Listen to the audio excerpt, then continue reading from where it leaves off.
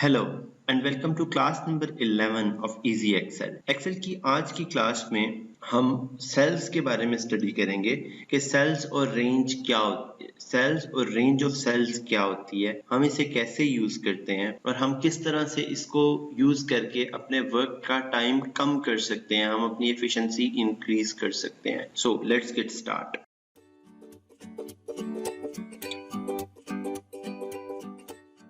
हम step by step Excel की इस क्लास में छोटे एलिमेंट की तरफ आते जा रहे हैं। सबसे पहले हमने वर्कबुक देखी, फिर हमने वर्कशीट्स देखी, कल की क्लास में हमने रोज और कॉलम्स को देखा। आज हम जो हैं वो सेल्स को देखने वाले हैं और हम बेटर अंडरस्टैंडिंग लेने वाले हैं कि एक सेल को किस तरह से यूज किया जाता है, हम इसको किस तरह से कुछ टिप्स एंड टेक्निक्स के थ्रू इसमें क्विकली डाटा फीड कर सकते हैं, क्विकली इसको सिलेक्ट कर सकते हैं। हर सेल जो हम फीड करते हैं उसका कोई ना कोई एड्रेस होता है, चाहे वो एक सिंगल सेल हो, चाहे वो हम मल्टीपल सेल सेलेक्ट कर लें, उसका कोई ना कोई एक एड्रेस होगा। मिसाल के तौर पे अगर हम सेल C6 सेलेक्ट कर लें, C कॉलम और 6 रो का एक सेल सेलेक्ट करें तो वो एक सिंगल सेल रेंज होगा। इसी तरह से अगर हम दो सेल्स सेलेक्ट करें A7 और B7 तो ये दो सेल्स एक रो और दो कॉलम्स पे मुश्तमिल है और इनका एड्रेस है A7 to B7। आपने ऑब्जर्व किया है कि हमने A7 कॉलन B7 लिखा है। इसी तरह से अगर आपने कोई भी एड्रेस लिखना हो तो आप लोग कैसे लिखते हैं कि लेफ्ट साइड का जो आपका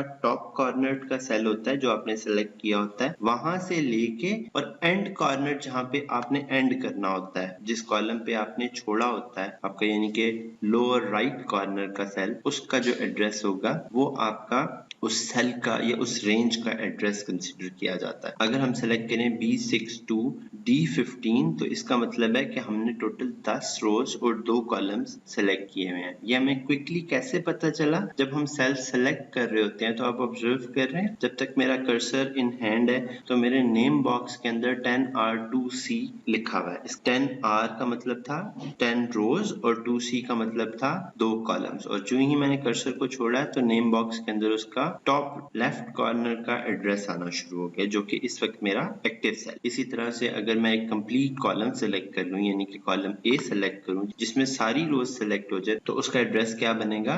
A12 A104 8576। और अगर मैं कोई रो सेलेक्ट कर लूं एक पर्टिकुलर तो उसका एड्रेस क्या बनेगा? A11 to DFX11, रो का नंबर और A to DFX। अब अगर मैं कोई कंप्लीट सेल लिखना चाह रहा हूं तो मुझे लाजमी नहीं है कि मुझे उसके आखिरी और पहले सेल का रेफरेंस भी देना है। I can simply write A colon A, which means कि मैंने A कॉलम पूरा सेलेक्ट किया हुआ है, या A colon XFD, तो इसका मतलब है कि मैंने एक रो पूरी सेलेक्ट की हुई है। पर अगर आपने एक पूरी शीट को सेलेक्ट करना हो तो आप A colon XFD और आगे उसका लास्ट सेल का नंबर देके पूरा कोड लिख सकते हैं। ये चीज हम आगे के फार्मूलाज में बहुत फ्रीक्वेंटली यूज करने वाले हैं, सेल एड्रेस और नेम रेंज और ये सब चीजें, तो ये चीज आपके लिए समझना बहुत जरूरी थी। अब इस सारे प्रोसेस में आपने एक चीज ऑब्जर्व तो कर ही ली होगी कि हम लोग सेल्स को किस तरह से सेलेक्ट कर रहे हैं। हम माउस का बटन क्लिक करके सेलेक्ट कर सकते हैं, या फिर हम टॉप लेफ्ट कॉर्नर में रख के जहां से हम शुरू करना चाह रहे हैं कीबोर्ड शॉर्टकट यानी कि शिफ्ट का बटन प्रेस करके नेविगेशन कीज के थ्रू भी सिलेक्शन करा सकते हैं। Third way of doing it is कि हम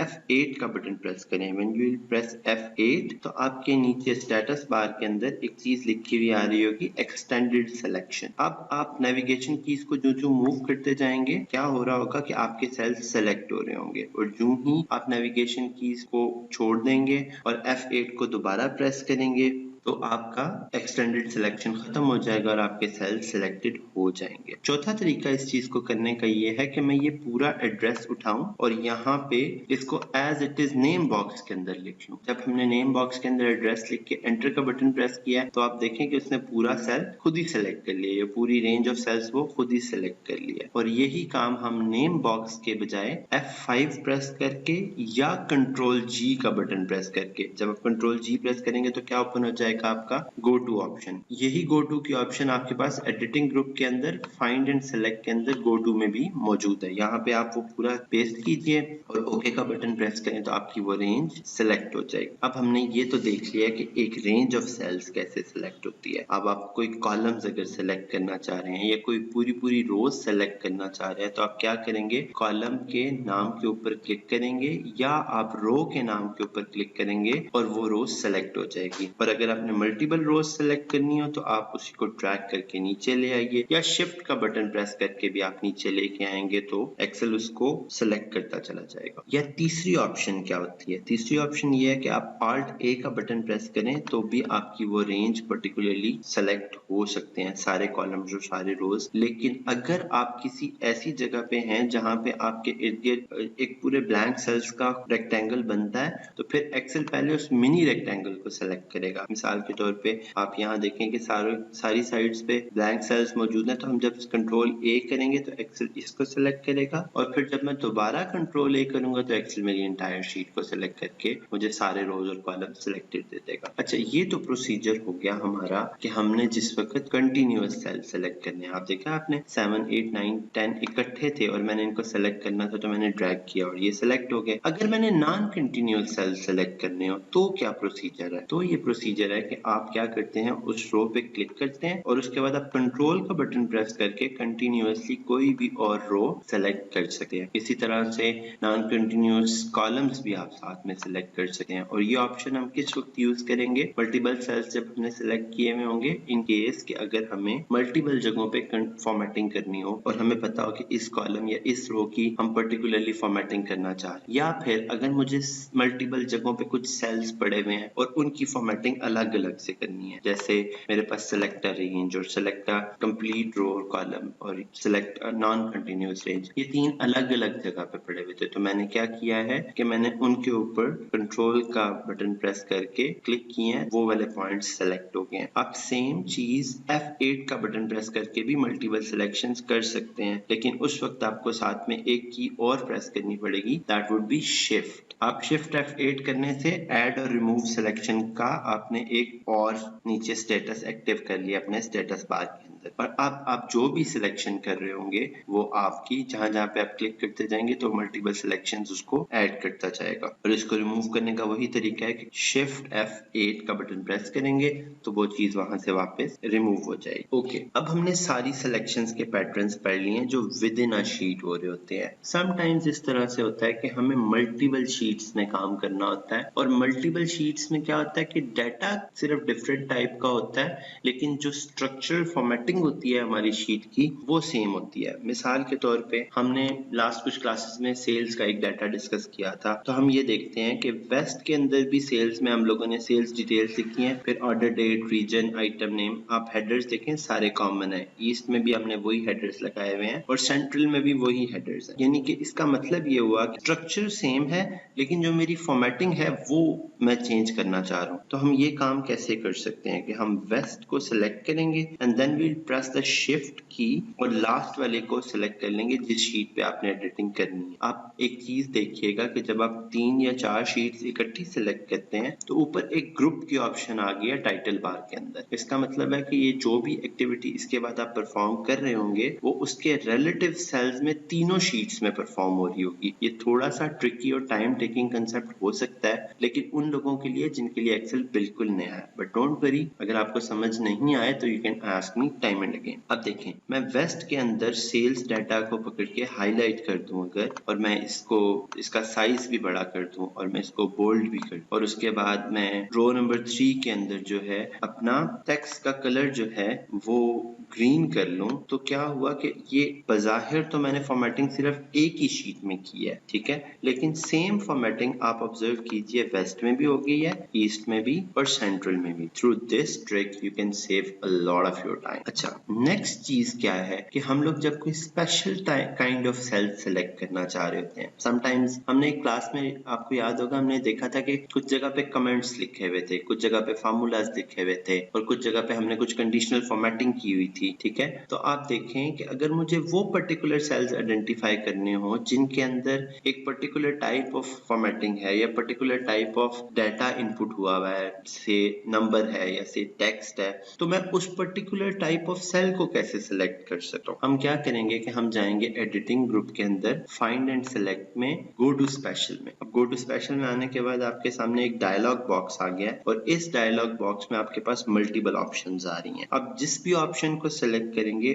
उसके अकॉर्डिंगली नीचे सारा डाटा आपकी शीट के अंदर सिलेक्ट हो जाएगा। मिसाल के तौर पे हम कहते हैं कि हम कांस्टेंट सिलेक्ट करना चाहते हैं। आपने ऑब्जर्व किया है कि जब मैंने कांस्टेंट सेलेक्ट किए हैं तो नीचे फार्मूलाज की सब ऑप्शन सारी एक्टिव हो गई हैं। इसका मतलब ये हुआ कि जो फार्मूलाज के नीचे सब ऑप्शन हैं वो सिर्फ फार्मूलाज के लिए नहीं है बल्कि वो कांस्टेंट के लिए भी हैं। इसी तरह से जो डाटा वैलिडेशन के अंदर सब ऑप्शन आ रही हैं वो सिर्फ डाटा वैलिडेशन के लिए नहीं है बल्कि ऊपर कंडीशनल फॉर्मेटिंग के लिए भी वही ऑप्शन है। लेट्स से कि अब हम इसको कहते हैं कि हमें सिर्फ टेक्स्ट दिखा दे, जिन जिन कॉलम में टेक्स्ट है वो हमें जरा सेलेक्ट करके दे दे। तो एक्सेल क्या करेगा, ओके का बटन प्रेस करने से मेरे सारे टेक्स्ट वाले कॉलम्स को उसने पकड़ के सेलेक्ट कर दिया and now I can do any kind of formatting. अच्छा, डोंट गेट वरीड अबाउट कि इतने सारे ऑप्शंस थे, सर ने तो सिर्फ एक बताया।